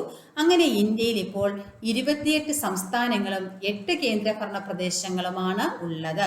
അപ്പോൾ ജമ്മു കാശ്മീരും ലഡാക്കിനെയും 2 കേന്ദ്രഭരണ പ്രദേശങ്ങളാക്കി മാറ്റിയതെന്നാണ് 2019. ദാദ്ര ആൻഡ് നഗർ ഹവേലിയും ദമാൻ ദ്വീപിനെയും ദമാൻ ദ്വീപിനെയും സംയോജിപ്പിക്കുകയും ചെയ്തെന്നാണ് 2019. അങ്ങനെ സംയോജിപ്പിക്കുകയോടെ ചെയ്തതോടെ ഇന്ത്യയിൽ ഇപ്പോൾ എത്ര സംസ്ഥാനങ്ങളുണ്ട്? 28 സംസ്ഥാനങ്ങളും എത്ര കേന്ദ്രഭരണ പ്രദേശങ്ങളാണ്? 8 കേന്ദ്രഭരണ പ്രദേശങ്ങളുമാണ് ഇന്ത്യയിൽ ഉള്ളത്. അപ്പോൾ ഇന്ത്യയിൽ അവസാനമായി നിലവിൽ വന്ന സംസ്ഥാനം ഏതാണ്? തെലങ്കാനയാണ്. തെലങ്കാന എന്നാണ് നിലവിൽ വന്നത്? 2014 ജൂൺ 2 തെലങ്കാന രൂപീകൃതമായത്. അപ്പോൾ സംസ്ഥാന പുനഃസംഘടനയുമായി ബന്ധപ്പെട്ട് നമ്മൾ എന്തൊക്കെ കാര്യങ്ങളാണ് പഠിച്ചത്? സംസ്ഥാന പുനഃസംഘടനാ കമ്മീഷന്റെ ചെയർമാൻ എന്ന് പറയുന്നത് ഫസൽ അലിയാണ്. ഫസൽ അലി കമ്മീഷനിലെ അംഗങ്ങളായിരുന്നു ആരൊക്കെ? Sardar KM പണിക്കരും HN കുൻസ്രുവുമായിരുന്നു. സംസ്ഥാന പുനഃസംഘടനാ കമ്മീഷൻ നിലവിൽ വന്നതെന്നാണ് 1953. സംസ്ഥാന പുനഃസംഘടനാ നിയമം നിലവിൽ വന്ന വർഷം എന്നാണ് 1956. ഭാഷാടിസ്ഥാനത്തിൽ സംസ്ഥാനങ്ങളുടെ പുനഃസംഘടന നടന്ന വർഷം 1956 നവംബർ 1 14 സംസ്ഥാനങ്ങളും 6 കേന്ദ്രഭരണ പ്രദേശങ്ങളുമാണ് നിലവിൽ വന്നത്. ഭാഷാടിസ്ഥാനത്തിൽ സംസ്ഥാനങ്ങൾ രൂപീകരിക്കണമെന്ന ആവശ്യം ആദ്യമായി ഉയർന്നു വന്ന കോൺഗ്രസ് സമ്മേളനം ഏതാണ്? 1920 നാഗ്പൂർ സമ്മേളനം. ആന്ധ്ര സംസ്ഥാനം രൂപീകൃതമായതെന്നാണ് 1953 ഒക്ടോബർ 1. ആന്ധ്രാപ്രദേശ് എന്ന സംസ്ഥാനം രൂപീകൃതമായതെന്നാണ് 1956 നവംബർ 1. ഗുജറാത്ത് രൂപീകൃതമായത് 1960. ഗോവ 1987. ജാർഖണ്ഡ് 2000 നവംബർ 15. ഇന്ത്യയിൽ അവസാനമായി നിലവിൽ വന്ന സംസ്ഥാനമാണിത് തെലങ്കാന. പ്രധാനപ്പെട്ട മറ്റൊരു പോയിന്റ് ആണ്, ആന്ധ്ര സംസ്ഥാനത്തിന്റെ രൂപീകരണത്തിന് വേണ്ടി 58 ദിവസം നിരാഹാരമനുഷ്ഠിച്ച് മരണപ്പെട്ട വ്യക്തി ആരാണ്? പോറ്റി ശ്രീരാമലുവാണ്. പോറ്റി ശ്രീരാമലുവിനെ അറിയപ്പെടുന്നത് അമരജീവി എന്നാണ്. അമരജീവി എന്നറിയപ്പെടുന്ന സ്വാതന്ത്ര്യ സമര സേനാനിയാണ് പോറ്റി ശ്രീരാമലു. ആന്ധ്ര സംസ്ഥാനത്തിന്റെ രൂപീകരണത്തിന് വേണ്ടി എത്ര ദിവസമാണ് നിരാഹാരമനുഷ്ഠിച്ചത്? 58 ദിവസം. 58 ദിവസം നിരാഹാരമനുഷ്ഠിച്ച് മരണപ്പെട്ട വ്യക്തിയാണ് ആര്? പോറ്റി ശ്രീരാമലു. ക്വസ്റ്റ്യൻ: കേരളത്തിന്റെ ഹരിത ശ്വാസകോശം എന്നറിയപ്പെടുന്ന പക്ഷി സങ്കേതം ഏത്? ആൻസർ ഓപ്ഷൻ എ ആണ്, മംഗളവനം. കേരളത്തിന്റെ ഹരിത ശ്വാസകോശം എന്നറിയപ്പെടുന്ന പക്ഷി സങ്കേതം ഏതാണ്? മംഗളവനം.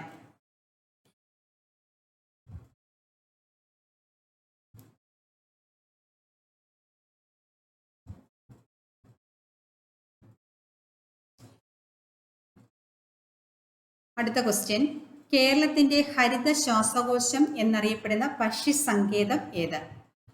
ആൻസർ ഓപ്ഷൻ എ ആണ്, മംഗളവനം. അപ്പോൾ കേരളത്തിന്റെ ഹരിത ശ്വാസകോശം എന്നറിയപ്പെടുന്ന പക്ഷി സങ്കേതം ഏതാണ്?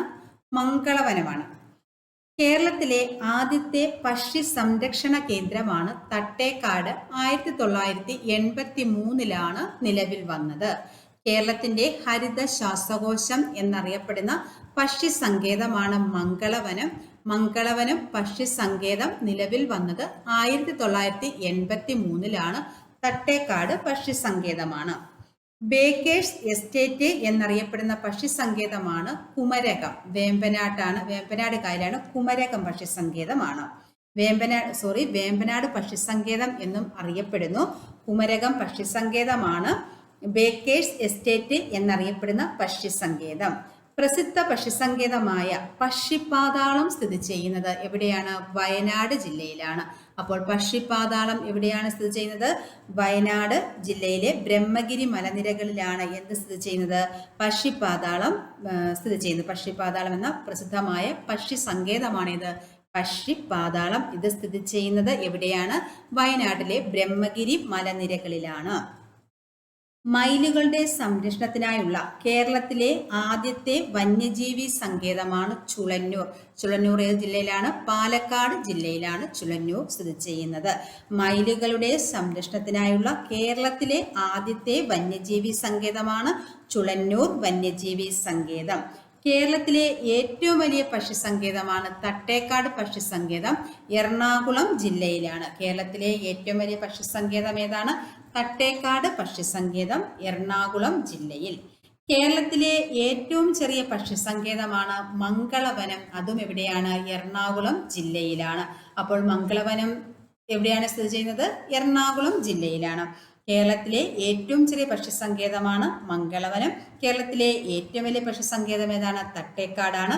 ഇത് രണ്ടും സ്ഥിതി ചെയ്യുന്നത് ഏത് ജില്ലയിലാണ്? എറണാകുളം ജില്ലയിലാണ്. കൊച്ചിയുടെ ശ്വാസകോശം എന്നറിയപ്പെടുന്ന വന്യജീവി സങ്കേതം ഏതാണ്? മംഗളവനം വന്യജീവി സങ്കേതമാണ് കൊച്ചിയുടെ ശ്വാസകോശം എന്ന് അറിയപ്പെടുന്നത്. ദേശാടന പക്ഷികളുടെ പറുദീസ എന്നറിയപ്പെടുന്ന പക്ഷി സങ്കേതമാണ് കടലുണ്ടി, മലപ്പുറം. അപ്പോൾ ദേശാടന പക്ഷികളുടെ പറുദീസ എന്നറിയപ്പെടുന്ന പക്ഷി സങ്കേതം ഏതാണ്? കടലുണ്ടി പക്ഷി സങ്കേതമാണ്, മലപ്പുറം ജില്ലയിലാണ്. സലീമലി പക്ഷി സങ്കേതം എന്നറിയപ്പെടുന്ന കേരളത്തിലെ പക്ഷി സങ്കേതം ഏത്? അതാണ് തട്ടേക്കാട് പക്ഷി സങ്കേതം. അപ്പോൾ സലീമലി പക്ഷി സങ്കേതം എന്നറിയപ്പെടുന്ന കേരളത്തിലെ പക്ഷി സങ്കേതം ഏതാണ്? തട്ടേക്കാട്. പ്രശസ്ത പക്ഷി നിരീക്ഷകനായ സലീമലിയുടെ പേരിലാണ് അറിയപ്പെടുന്നത്. അപ്പോൾ പ്രശസ്ത പക്ഷി നിരീക്ഷകനായിരുന്നു ആര്? സലീമലി. സലീമലിയുടെ പേരിലാണ് ഏത് പക്ഷി സങ്കേതം അറിയപ്പെടുന്നത്? തട്ടേക്കാട് പക്ഷി സങ്കേതം അറിയപ്പെടുന്നത്. കേരളത്തിലെ ഏറ്റവും വലിയ പക്ഷി സങ്കേതമാണേത്? തട്ടേക്കാട് പക്ഷി സങ്കേതം. അത് എറണാകുളം ജില്ലയിലാണ്. കേരളത്തിലെ പക്ഷിഗ്രാമം എന്നറിയപ്പെടുന്നത് നൂറനാടാണ്. ആലപ്പുഴ ജില്ലയിലാണ് നൂറനാട് സ്ഥിതി ചെയ്യുന്നത്. അപ്പോൾ കേരളത്തിലെ പക്ഷിഗ്രാമം എന്നറിയപ്പെടുന്നത് എവിടെയാണ്? നൂറനാടാണ്, ആലപ്പുഴ ജില്ല. കുഞ്ചൻ നമ്പ്യാർ സ്മൃതിവനം എന്ന പേരിൽ അറിയപ്പെടുന്ന പക്ഷി സങ്കേതം ഏത്? ചുളന്നൂർ, പാലക്കാട്. അപ്പോൾ കുഞ്ചൻ നമ്പ്യാർ സ്മൃതിവനം എന്ന പേരിൽ അറിയപ്പെടുന്ന പക്ഷി സങ്കേതം ഏതാണ്? ചുളന്നൂർ, പാലക്കാട്. നക്ഷത്ര ആമകൾക്ക് പേരുകേട്ട കേരളത്തിലെ വന്യജീവി സങ്കേതം ഏത്? ചിന്നാറാണ്. 1984 നിലവിൽ വന്നത്. 1984. അപ്പോൾ നക്ഷത്ര ആമകൾക്ക് പേരുകേട്ട കേരളത്തിലെ വന്യജീവി സങ്കേതം ഏതാണ്? ചിന്നാർ വന്യജീവി സങ്കേതമാണ്. 1984. ചാമ്പൽ മലയണ്ണാൻ കാണപ്പെടുന്ന വന്യജീവി സങ്കേതം ഏതാണ്? ചിന്നാർ വന്യജീവി സങ്കേതമാണ്. ചാമ്പൽ മലയണ്ണാനെ കാണപ്പെടുന്നത്. അപ്പോൾ കുഞ്ചൻ നമ്പ്യാർ സ്മൃതിവനം എന്ന പേരിൽ അറിയപ്പെടുന്ന പക്ഷി സങ്കേതം ഏതാണ്? ചുളന്നൂർ. നക്ഷത്രാമകൾക്ക് പേരുകേട്ട കേരളത്തിലെ വന്യജീവി സങ്കേതം ഏത്? ചിന്നാർ. 1984 വന്നത്.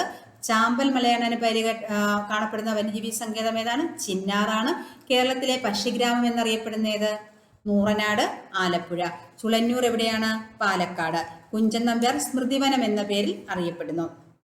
സലീമലി പക്ഷി സങ്കേതം എന്നറിയപ്പെടുന്ന ഏതാണ്? തട്ടേക്കാടാണ്. ദേശാടന പക്ഷികളുടെ പറുദീസ എന്നറിയപ്പെടുന്ന പക്ഷി സങ്കേതം ഏതാണ്? കടലുണ്ടി പക്ഷി സങ്കേതം, മലപ്പുറം. കൊച്ചിയുടെ ശ്വാസകോശം എന്നറിയപ്പെടുന്ന വന്യജീവി സങ്കേതം ഏത്? മംഗളവനം. കേരളത്തിലെ ഏറ്റവും ചെറിയ പക്ഷി സങ്കേതം ഏത്? മംഗളവനം ഏറ്റവും വലിയ പക്ഷിസങ്കേതമോ? തട്ടേക്കാട്. ഇത് രണ്ടും ഏത് ജില്ലയിലാണ് സ്ഥിതി ചെയ്യുന്നത്? എറണാകുളം ജില്ലയിൽ. മയിലുകളുടെ സംരക്ഷണത്തിനായുള്ള കേരളത്തിലെ ആദ്യത്തെ വന്യജീവി സങ്കേതം ഏത്? ചുളന്നൂർ. പ്രസിദ്ധ പക്ഷിസങ്കേതമായ പക്ഷിപ്പാതാളം സ്ഥിതി ചെയ്യുന്ന എവിടെയാണ്? വയനാട്ടിലെ ബ്രഹ്മഗിരി മലനിരകളിൽ. ബേക്കേഴ്സ് എസ്റ്റേറ്റ് എന്നറിയപ്പെടുന്ന പക്ഷിസങ്കേതം ഏതാണ്? കുമരകം, വയനാട്. കേരളത്തിലെ ആദ്യത്തെ പക്ഷി സംരക്ഷണ കേന്ദ്രം ഏതാണ്? തട്ടേക്കാട്, 1983. സിംഹവാലൻ കുരങ്ങുകളുടെ ആവാസ വ്യവസ്ഥയായി നിലനിർത്തുന്നത്? ആൻസർ ഓപ്ഷൻ സി ആണ്, സൈലന്റ് വാലി ദേശീയോദ്യാനം. സൈലന്റ് വാലി സ്ഥിതി ചെയ്യുന്ന ജില്ല പാലക്കാട് ജില്ലയാണ്. പാലക്കാട് ജില്ലയിലെ മണ്ണാർക്കാട് താലൂക്കിലാണ് സൈലന്റ് വാലി സ്ഥിതി ചെയ്യുന്നത്. സൈലന്റ് വാലിയെ റിസർവ് വനമായി പ്രഖ്യാപിച്ച വർഷം 1914. അപ്പോൾ സൈലന്റ് വാലിയെ റിസർവ് വനമായി പ്രഖ്യാപിക്കുന്നത് 1914. സൈലന്റ് വാലിയെ ദേശീയോദ്യാനമായി കേന്ദ്ര സർക്കാർ പ്രഖ്യാപിച്ചത് 1984. അന്നത്തെ പ്രധാനമന്ത്രി ഇന്ദിരാഗാന്ധിയാണ്. അപ്പോൾ സൈലന്റ് വാലിയെ ദേശീയ ഉദ്യാനമായിട്ട് കേന്ദ്ര സർക്കാർ പ്രഖ്യാപിച്ച വർഷം എന്നാണ്? 1984. സൈലന്റ് വാലി ദേശീയോദ്യാനം ഉദ്ഘാടനം ചെയ്തത് രാജീവ് ഗാന്ധിയാണ്. 1985 സെപ്റ്റംബർ 7. അപ്പോൾ എന്നാണ് ഉദ്ഘാടനം ചെയ്തത് സൈലന്റ് വാലിയെ? 1985 സെപ്റ്റംബർ 7 സൈലന്റ് വാലി ദേശീയോദ്യാനം ഉദ്ഘാടനം ചെയ്തത് രാജീവ് ഗാന്ധിയാണ്. സൈലന്റ് വാലി ഉൾപ്പെടുന്ന ബയോസ്ഫിയർ റിസർവ് ആണ് നീലഗിരി ബയോസ്ഫിയർ റിസർവ്. അപ്പോൾ സൈലന്റ് വാലി ഉൾപ്പെടുന്ന റിസർവ് ഏതാണ്? ബയോസ്ഫിയർ റിസർവ് ഏതാണ്? നീലഗിരിയാണ്. സൈലന്റ് വാലിയെ ബഫർ സോണായി പ്രഖ്യാപിച്ച വർഷമാണ് 2007. അപ്പോൾ സൈലന്റ് വാലിയെ ബഫർ സോണായി പ്രഖ്യാപിച്ച വർഷം എന്നാണ്? 2007. സൈലന്റ് വാലി ഉൾപ്പെടുന്ന ബയോസ്ഫിയർ റിസർവ് ഏതാണ്? അത് നീലഗിരിയാണ്. സൈലന്റ് വാലിയെ റിസർവ് വനമായി പ്രഖ്യാപിച്ചതെന്നാണ്? 1914. സൈലന്റ് വാലിയെ ദേശീയോദ്യാനമായി കേന്ദ്ര സർക്കാർ പ്രഖ്യാപിച്ചതെന്നാണ്? 1984. സൈലന്റ് വാലി ദേശീയോദ്യാനം ഉദ്ഘാടനം ചെയ്തത് 1985 സെപ്റ്റംബർ 7. സിംഹവാലൻ കുരങ്ങുകളുടെ ശാസ്ത്രീയ നാമം എന്താണ്? മക്കാക്ക സിലനസ്. സിംഹവാലൻ കുരങ്ങുകളുടെ ശാസ്ത്രീയ നാമം എന്താണ്? മക്കാക്ക സിലനസ് എന്നാണ് എന്തിന്റെ ശാസ്ത്രീയ നാമം? സിംഹവാലൻ കുരങ്ങുകളുടെ. സൈലന്റ് വാലി എന്ന പേര് നിർദ്ദേശിച്ച ബ്രിട്ടീഷുകാരനാണ് റോബർട്ട് റൈറ്റ്. അപ്പോൾ സൈലന്റ് വാലി ദേശീയോദ്യാനത്തിന് ആ പേര് നിർദ്ദേശിച്ചത് ആരാണ്? ബ്രിട്ടീഷുകാരനായ റോബർട്ട് റൈറ്റ് ആണ്. സൈലന്റ് വാലി നാഷണൽ പാർക്കിന്റെ 25ാം വാർഷികത്തോടനുബന്ധിച്ച് സർക്കാർ സ്റ്റാമ്പ് പുറത്തിറക്കിയതെന്നാണ്? 2009 സ്റ്റാമ്പ് പുറത്തിറക്കുന്നത്. സൈലന്റ് വാലി നാഷണൽ പാർക്കിന്റെ 25ാം വാർഷികത്തോടനുബന്ധിച്ച് സർക്കാർ സ്റ്റാമ്പ് പുറത്തിറക്കിയ വർഷം എന്ന്? 2009. സൈലന്റ് വാലിയിൽ കണ്ടുവരുന്ന ഗോത്ര വിഭാഗങ്ങളാണ് ഇരുളറും കുറുമ്പരും. അപ്പോൾ സൈലന്റ് വാലിയിൽ കണ്ടുവരുന്ന ഗോത്ര വിഭാഗങ്ങൾ ആരൊക്കെയാണ്? ഇരുളർ, കുറുമ്പർ എന്നീ ഗോത്ര വിഭാഗങ്ങളെയാണ് സൈലന്റ് വാലിയിൽ കാണപ്പെടുന്നത്. അപ്പോൾ സൈലന്റ് വാലി സ്ഥിതി ചെയ്യുന്ന ജില്ല ഏതാണ്? പാലക്കാട് ജില്ലയാണ്. പാലക്കാട് ജില്ലയിലെ മണ്ണാർക്കാട് താലൂക്കിലാണ്. അടുത്ത ക്വസ്റ്റ്യൻ നോക്കാം. കേരളത്തിലെ ഏറ്റവും വലിയ ശുദ്ധജല തടാകം ഏത്? വലിയ ശുദ്ധജല തടാകം. കേരളത്തിലെ വലിയ ശുദ്ധജല തടാകമാണ്. ആൻസർ ഓപ്ഷൻ ബി ആണ്, ശാസ്താംകോട്ട കായലാണ്. ശാസ്താംകോട്ട കായലിന്റെ ആകൃതി എഫ് ആകൃതിയാണ്. അപ്പോൾ എഫ് ആകൃതിയിൽ സ്ഥിതി ചെയ്യുന്ന കായൽ ഏതാണ്? തടാകം ഏതാണ്? ശാസ്താംകോട്ട കായലാണ്. എഫ് ആകൃതിയിൽ സ്ഥിതി ചെയ്യുന്ന ശുദ്ധജല തടാകമാണേത്? ശാസ്താംകോട്ട കായൽ.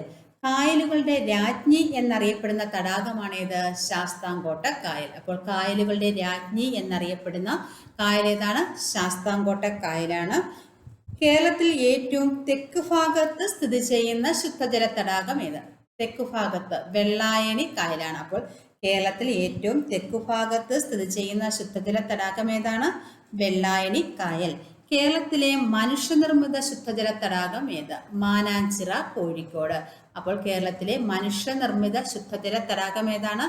മാനാഞ്ചിറ, കോഴിക്കോട്. കേരളത്തിലെ ഏറ്റവും ചെറിയ ശുദ്ധജല തടാകം ഏതാണ്? പൂക്കോട് തടാകം. കേരളത്തിലെ ഏറ്റവും ചെറിയ ശുദ്ധജല തടാകം ഏതാണ്? പൂക്കോട് തടാകം. സമുദ്രനിരപ്പിൽ നിന്നും ഏറ്റവും ഉയരത്തിൽ സ്ഥിതി ചെയ്യുന്ന കേരളത്തിലെ തടാകം ഏതാണെന്ന് ചോദിച്ചാൽ അതേതാണ്? പൂക്കോട് തടാകമാണ്. കബനി നദിയുടെ പോഷക നദിയായ പനമരം നദിയുടെ ഉത്ഭവമാണ് എവിടെ? പൂക്കോട് തടാകത്തിൽ നിന്നുമാണ് കബനി നദിയുടെ പോഷക നദിയായ പനമരം നദി ഉത്ഭവിക്കുന്നത്. അപ്പോൾ കേരളത്തിലെ മനുഷ്യനിർമ്മിത ശുദ്ധജല തടാകം ഏതാണ്? മാനാഞ്ചിറ തടാകമാണ്. കേരളത്തിലെ ഏറ്റവും ചെറിയ ശുദ്ധജല തടാകം ഏതാണ്? വയനാട് ജില്ലയിലെ പൂക്കോട് തടാകമാണ്. അപ്പോൾ മാനാഞ്ചിറ തടാകം എവിടെയാണ് സ്ഥിതി ചെയ്യുന്നത്? കോഴിക്കോട് ജില്ലയിലാണ് മാനാഞ്ചിറ തടാകം സ്ഥിതി ചെയ്യുന്നത്. കായലുകളുടെ രാജ്ഞി എന്നറിയപ്പെടുന്നത് ശാസ്താംകോട്ട കായലാണ്. ഇംഗ്ലീഷ് അക്ഷരമാലയിലെ എഫിന്റെ ആകൃതിയിലുള്ള കായൽ ഏതാണ്? ശാസ്താംകോട്ട കായലാണ്.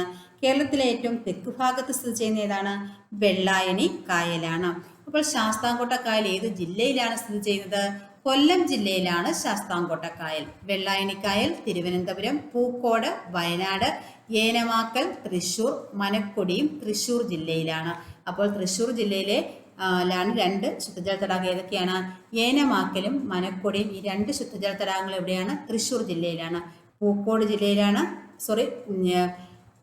പൂക്കോട് തടാകം എവിടെയാണ്? വയനാട് ജില്ലയിലാണ്. വെള്ളായണി തിരുവനന്തപുരമാണ്. ശാസ്താംകോട്ട കൊല്ലമാണ്. മാനാഞ്ചിറ മനുഷ്യനിർമ്മിത ശുദ്ധജല തടാകമാണ്. അതെവിടെയാണ്? കോഴിക്കോട് ജില്ലയിലാണ്. മറ്റൊരു ക്ലാസ്സുമായി വീണ്ടും കാണാം. Thank you.